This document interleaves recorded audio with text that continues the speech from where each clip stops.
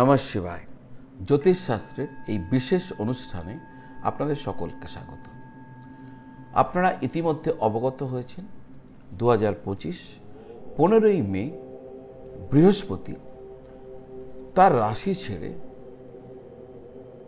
মিথুন রাশিতে প্রবেশ করেছেন। এই যে প্রবেশ করেছেন, এখানে তার গতি অতিচারী অবস্থায় রয়েছে, অর্থাৎ দ্রুত গতিতে তিনি এখন সঞ্চার করতে থাকবেন। এই যে তার অতিচারী অবস্থা, এই যে তার অতিচারী গতি আপনার রাশির ক্ষেত্রে কি নিয়ে আসছে? আপনার জন্য কি তিনি একজন অত্যাচারী হয়ে উঠতে চলেছেন, অনাচারী হয়ে উঠতে চলেছেন, না তিনি আপনার জন্য উপকারী হয়ে উঠতে চলেছেন? এটাই আজকের আলোচনার বিষয়। দর্শক বন্ধু, ইতিহাসের দিকে যদি চোখ রাখা যায় তাহলে দেখা যাবে যখনই বৃহস্পতি গ্রহ অতিচারী হয়েছেন তখনই পৃথিবীতে কোনো না কোনো মহামারী, কোনো না কোনো যুদ্ধ, কোনো না কোনো ভয়ঙ্কর সমস্যা সংঘটিত হয়েছে। প্রথম বিশ্বযুদ্ধ 1914 সাল থেকে 1918 সালের মধ্যে অনুষ্ঠিত হয়েছিল। দ্বিতীয় বিশ্বযুদ্ধ 1939 থেকে 1945 সালের মধ্যে অনুষ্ঠিত হয়েছিল। আর এই দুটি বিশ্বযুদ্ধের সময় বৃহস্পতি অতিচারী অবস্থা প্রাপ্ত হয়েছিলেন। বিগত সময়ে আমরা যখন করোনা কালের মধ্য দিয়ে যাচ্ছিলাম, সেই সময়তেও কিন্তু বৃহস্পতি অতিচারী অবস্থায় ছিলেন।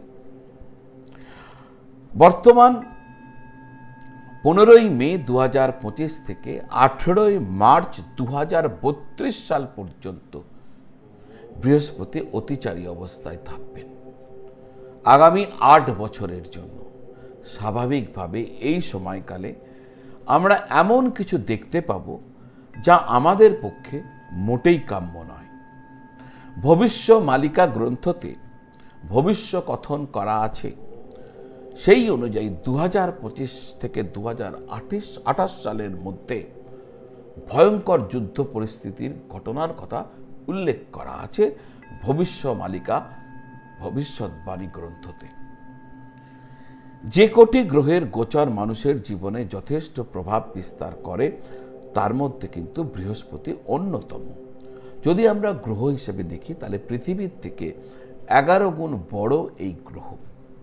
এই বিশালাকার গ্রহ নিয়ে যখন 3 গুণ গতি বৃদ্ধি করে তার সঞ্চার শুরু হয়, তখন স্বাভাবিকভাবেই মনুষ্য জীবনে অস্বাভাবিক কিছু পরিণতি নিয়ে আসে তার এই অতি দ্রুত গতি।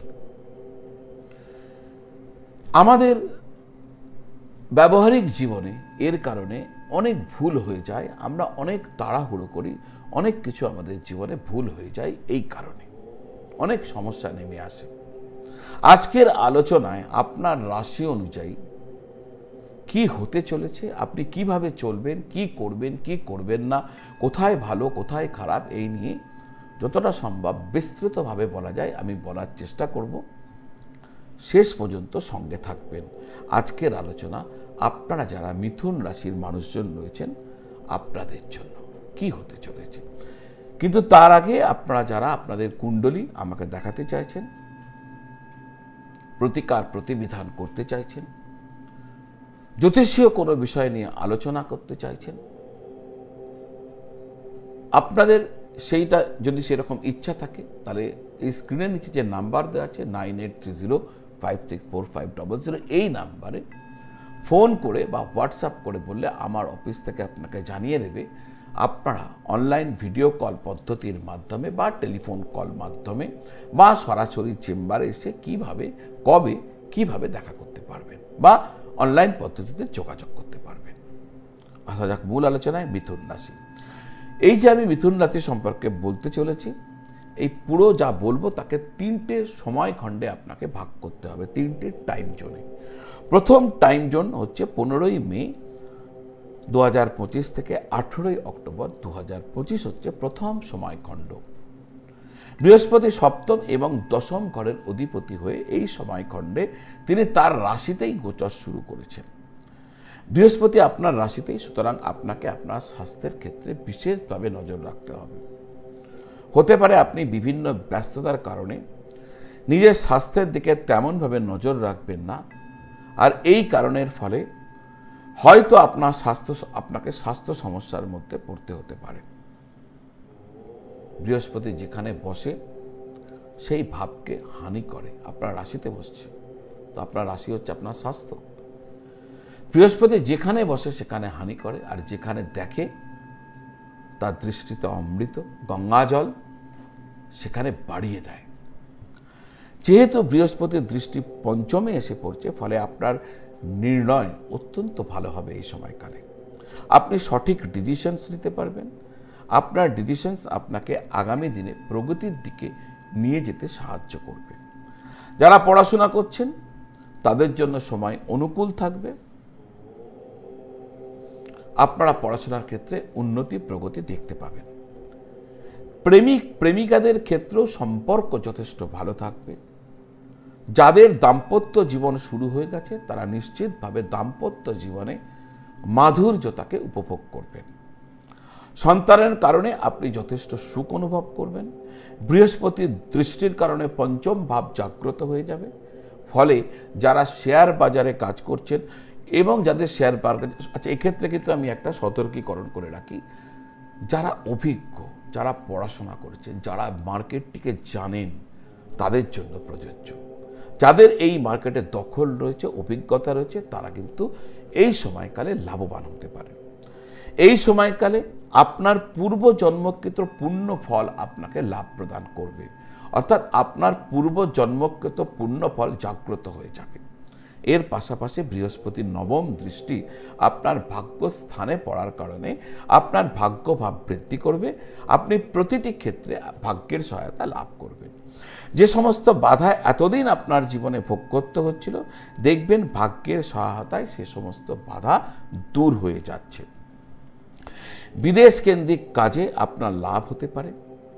আপনি তীর্থ ভ্রমণ বা কোনো ধার্মিক কোনো কাজকর্ম এই সময়কালে করতে পারেন। সম্ভাব্য ক্ষেত্রে যারা চেষ্টা করছিলেন বিদেশে যাবার, তাদের ক্ষেত্রে বিদেশ গমন ঘটতে পারে।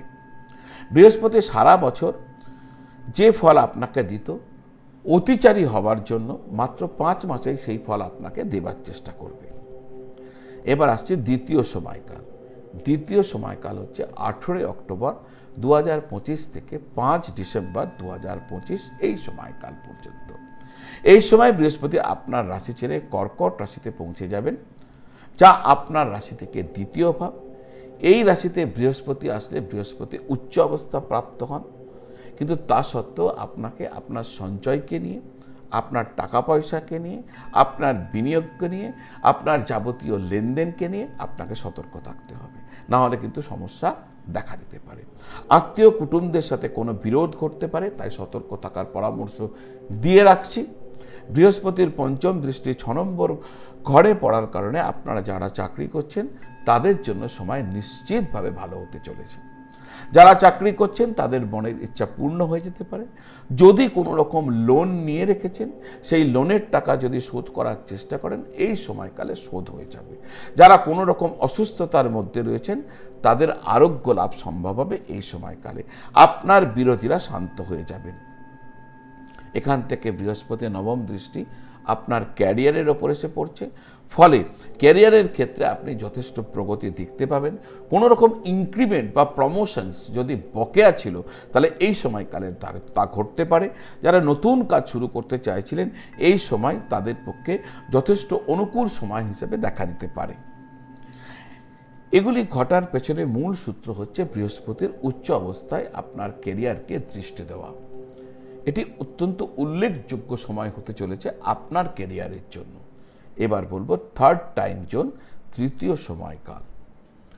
তৃতীয় সময়কাল হচ্ছে 5 ডিসেম্বর 2025 থেকে 2 জুন 2026 পর্যন্ত। এই সময় বৃহস্পতি বক্রী হয়ে এক ঘর পিছনে চলে যাবেন, অর্থাৎ তিনি যেখান থেকে তার যাত্রা শুরু করেছিলেন তিনি আবার সেখানে পৌঁছে যাবেন। যেই তিনি এখানে ফিরে আসবেন, তিনি প্রথম খণ্ডে যে ভালো ভালো ফল দেবার চেষ্টা করেছিলেন সেই ফলগুলি পুনরায় আবার দেবার চেষ্টা করবেন। আর এবার আরো মজবুতভাবে দেবার চেষ্টা করবেন। আগের বার যদি কোনো কিছু ঠিক মতন হয়েছিল না, তাড়াহুড়োর কারণে ভুল হয়ে গেছিল বা মিস হয়ে গেছিল, এবার তার অতিচারী গতির কারণে যেগুলো তিনি করতে পারেননি সেগুলোকে তিনি এবার ঠিক করে দেবেন, সেগুলোকে তিনি পাইয়ে দেবার চেষ্টা করবেন। এবার আপনাদের প্রশ্ন হতে পারে, এই যে এতগুলো কথা আমি বললাম সেগুলো যারা যারা মিথুন রাশি তাদের প্রত্যেকের ক্ষেত্রেই কি একই রকমভাবে ঘটবে? আমার উত্তর হবে অবশ্যই না। পৃথিবীতে কোটি কোটি মানুষ রয়েছে যারা মিথুন রাশি, তাদের সবার এরকম হতে পারে না। তাহলে কি ফলের তারতম্যতা নির্ভর করবে আপনার জন্মকুণ্ডলিতে বৃহস্পতি গ্রহের বলবত্তার উপর এবং আপনার বর্তমানে কোন দশা মহাদশা চলছে তার আনুকূল্যতার উপর। এটা বলে দেবে কি হতে চলে। তবে হ্যাঁ, আমি যেটা বলেছি সেটা একটা গ্রস ট্রেন্ড, ওটাই ট্রেন্ড, ওই রকমই হতে চলেছে, ওই রকমই হবে। কারো ক্ষেত্রে বেশি, কারো ক্ষেত্রে কম, কিন্তু এই রকমই হবে। এবার প্রশ্ন হচ্ছে, বৃহস্পতি যদি খারাপ হয়ে থাকে, অশুভ প্রভাবকে কি করে দূর করব, তার উপায় কি? দেখুন, কলিযুগের শ্রেষ্ঠতম উপায় হচ্ছে নাম জপ। মা পার্বতী ভগবান বিষ্ণুর নাম জপ করছিলেন, সহস্রনাম পাঠ করছিলেন, বিষ্ণু সহস্রনাম তিনি পাঠ করছিলেন। এটা পাঠ করতে একটু সময়ও লাগে। ভগবান শিবের প্রয়োজন হয়, মা পার্বতীকে তিনি ডাকেন, কিন্তু বিষ্ণু সহস্রনাম পাঠরত অবস্থায় থাকার কারণে মা পার্বতী সাড়া দিতে পারেন না। কিছুক্ষণ পর ভগবান শিব আবার ডাকেন, কিন্তু মা পার্বতী তিনি তখনও তার ডাকে সাড়া দিতে পারেন না। তখন ভগবান শিব মা পার্বতীকে বলেন যে এত দীর্ঘ পাঠ করার কোনো প্রয়োজন নেই, শুধুমাত্র রাম নাম উচ্চারণ করলেই সমগ্র বিষ্ণু সহস্রনাম পাঠের সুফল পাওয়া সম্ভব হয়। রাম রামেতি রামেতি রমে রামে মনোরমে সহস্রনাম তুল্যং রাম নাম বরাননে। এই শ্লোকটিকে মনে রাখবেন। দুঃখে, সমস্যায়, সুখে, দুঃখে, আনন্দে সব সময় এই নামটির যদি আপনারা শরণাপন্ন হন না, নিশ্চিতভাবে আপনাকে আপনার সৌভাগ্যকে বহুগুণ বাড়িয়ে দেবে। রাম রামেতি রামেতি রমে রামে মনোরমে সহস্রনাম তুল্যং রাম নাম বরাননে। শুধুমাত্র রাম নাম জপ করলেই বিষ্ণু সহস্রনাম পাঠের পূর্ণ ফল পাওয়া সম্ভব হয়। কলিযুগে মন্ত্র জপ শক্তিশালী নয়, সব থেকে শক্তিশালী প্রভাবই হচ্ছে নাম জপ। আর নাম জপের মধ্যে রাম নাম সর্বোত্তম। 7 জন্মের পাপ নষ্ট হয়ে যায় শুধুমাত্র রাম নাম উচ্চারণে। দর্শক বন্ধু, যদি বৃহস্পতি গ্রহ আপনার পক্ষে নেই, রাম নাম জপ করুন, দেখবেন আপনার বৃহস্পতি আপনার জন্য মঙ্গলদায়ক হয়ে উঠেছে। তো আজ এই পর্যন্ত। যদি এই কন্টেন্ট ভালো লাগে তাহলে লাইক করবেন, কমেন্ট করবেন। যদি আমার চ্যানেলটি এখনো সাবস্ক্রাইব করেননি তাহলে আমার বিনম্র নিবেদন, চ্যানেলটি সাবস্ক্রাইব করে বেল আইকন প্রেস করে দেবেন। এই ভিডিও আপনার আত্মীয়, বন্ধু বান্ধব, পরিজনদের সাথে শেয়ার করবেন। এই তথ্য তাদের কাজে লাগতে পারে। আপনারা সকলে খুব ভালো থাকবেন আর সকলকে খুব খুব ভালো রাখবেন। নমঃ শিবায়।